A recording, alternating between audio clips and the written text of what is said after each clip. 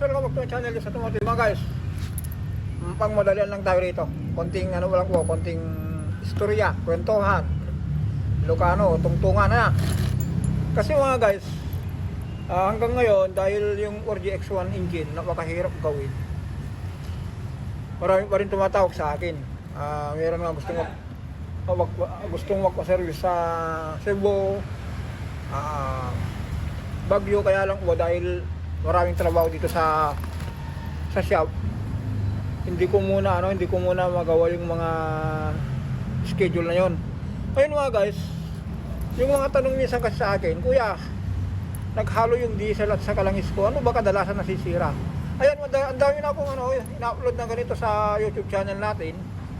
Magpapalit tayo ng o-ring. Ngayon po, may magkakataon tayo dahil meron tayong pinagawang pang uler uli kasi binenta natin yung isa, yung kasang kaibigan natin na gumagawa ng trooper.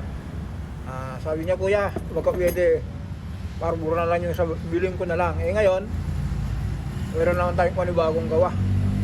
Yan, ito po kasi ang trabaho po nito, ito magbunot ng sleeve dito. Yan, kasi po ito kasi nakabaon dun sa sa cylinder head. Parang kung sa ito po yung nagiging sleeve lang ng injector. Kung nasa loob ng makina po, ito po yan. Kinumpleto po natin. Ito po washer para dun sa yan mamaya isa-isa natin yan paliwanag. Ganyan po yan. Ito po. Ngayon kung binunot itong injector, ito, kung binunot yung ganyan, maiwan po ito. Maiwan po itong sleeve. Ngayon ang tanong, kuya Jess, paano mo binubunot yan? Kasi meron akong ginagawa ng ganyan, hindi ko mabunot. Kailangan para itong overhaul. Sabi ng ibang mekaniko, kailangan daw itong overhaul. Ano bang ginagamit mo? Ito po yun. Yung pinagawa tayo rito. Yan. Ito po kasi, puller yan. Meron pong nilagay na pin hanggang doon sa dulo. Kung makasin nyo po, yan hanggang dulo. Yan. Ayun po, kung binunot natin yan, hanggang dyan. Ngayon, kung paano po bunutin, ganito po yan. Diba, nakapasok sa cylinder head. Ipapasok itong cooler. Kung masin nyo po, ginawa ko po, rinagari ko po yan. Para pagpasok po dito sa silindro, si Ecom, katulad po ng ganyan po. Yan. Masin nyo po, naka-Ecom siya. Kabuuan nyo po yan. Naka-Ecom. Kung itulak natin, nganga siya. Yan. Tapos ilagay natin ngayon yung pin. Ito.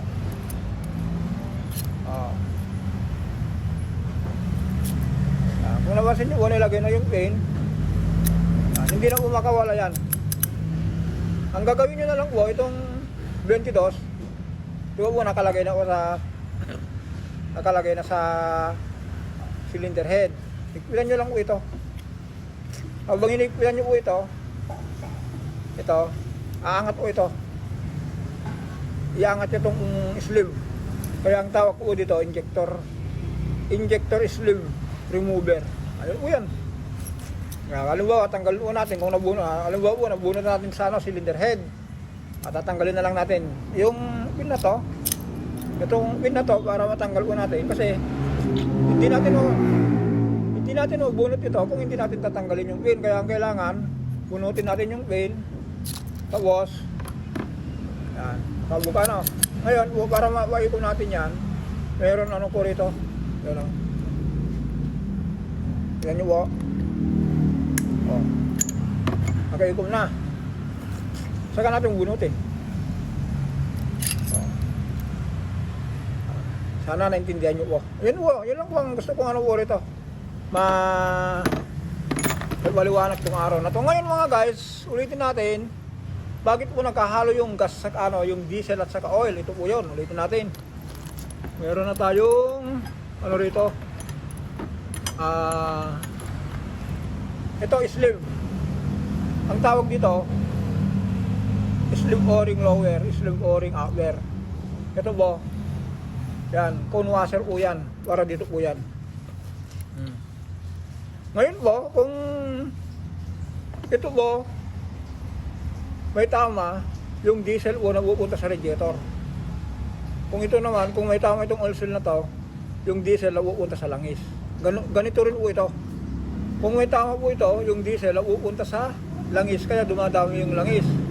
O bakit po? Kasi ganito po yan.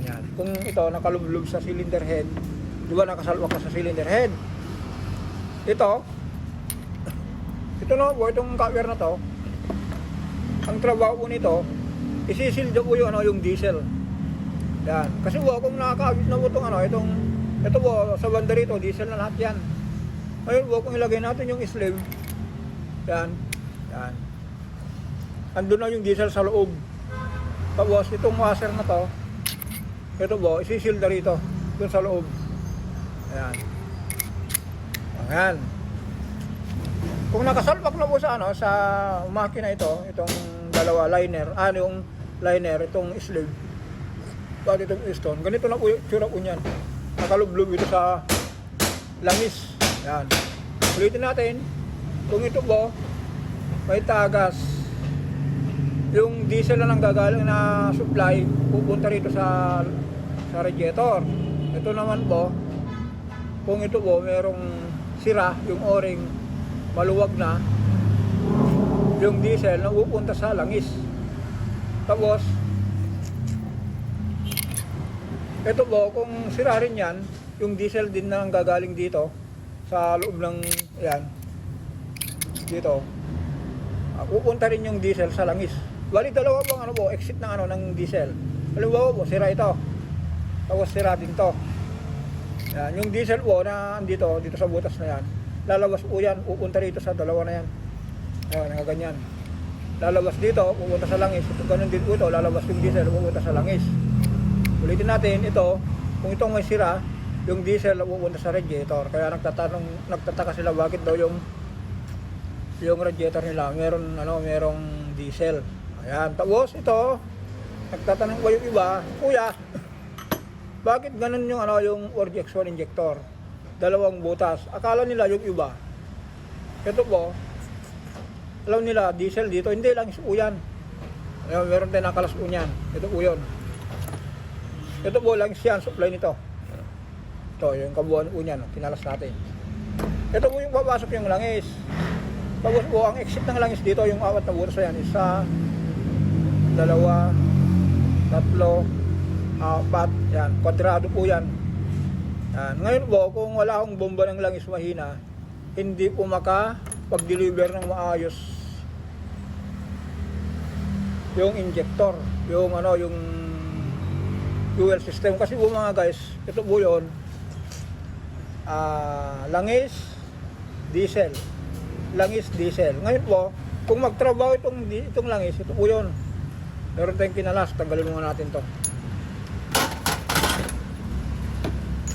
Ayan. Ito po, yan, meron laman.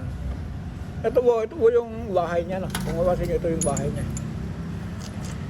Ito po yun. Nozzle tape.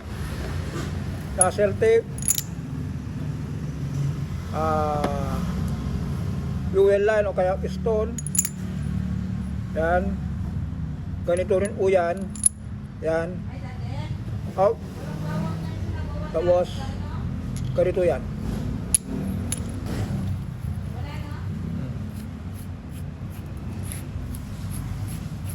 Yan. Diba, buo na. Kung nabuo ng ganito, ito na kalabasan yung yan. Ngayon po, ulitin natin, paliwanag natin. Bakit po ayaw magtrabaho yung ayaw mandar yung makina ko? Walang sumisirit na diesel dito. Isa sa nozzle tape. Kasi po mga guys, ito po, ang nagmamando sa kanya langis, bomba ng langis. Kaya kung mahina yung bomba ng langis nyo, hindi makapag-deliver ng fuel. Kasi po, ito pong solenoid na to, supply po yan. Pipitikin niya yung langis, para yung langis po, yung piston na to, yung piston na yan, nandito po yan Yan. Pipitikin niya yung kung nagtrabaho yung solenoid, pumitik po yung langis dyan, paluin niya yung ano,